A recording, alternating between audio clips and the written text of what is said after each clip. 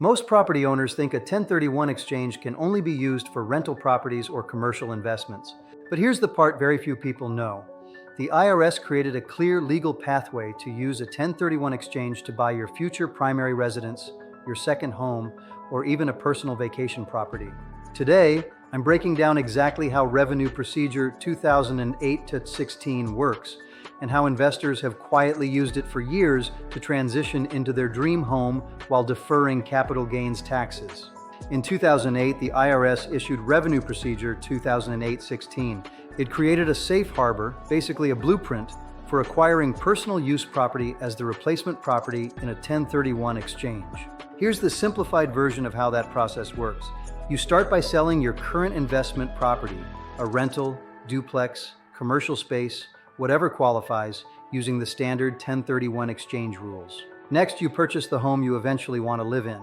It can be a future primary residence, a second home, or a future vacation house. But for now, it must operate as a legitimate rental. For the first two 12-month periods after the exchange, the IRS requires at least 14 days of rental use per year at fair market rent.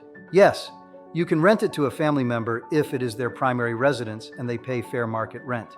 Your personal use must stay within IRS limits. That means no more than 14 days per year or no more than 10% of the actual rental days, whichever is greater. If you rent the property for 300 days, you're allowed up to 30 days of personal use. Once the 2-year safe harbor is complete, you can move in.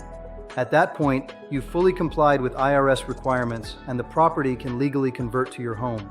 But what if you already own a vacation home or second home and you want to use that property in a 1031 exchange? Revenue Procedure 2008-16 also outlines the safe harbor for that scenario. The property must have been owned for at least 2 years before the exchange.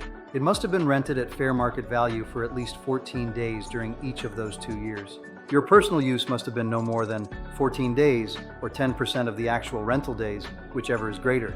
So if you rented that home 300 days in a year, you're allowed 30 personal days. And remember, friends and family count as personal use unless they pay fair market rent and use the property as their primary residence. The IRS states that if you follow these rules, it will not challenge the qualified use requirement of the 1031 exchange. This is not a loophole. This is an IRS-approved roadmap that allows you to convert investment equity into a personal use property without triggering immediate capital gains tax. If you're thinking about using a 1031 exchange to transition into your future home, whether it's a downsizing plan, a retirement move, or a dream home upgrade, get professional guidance before taking action.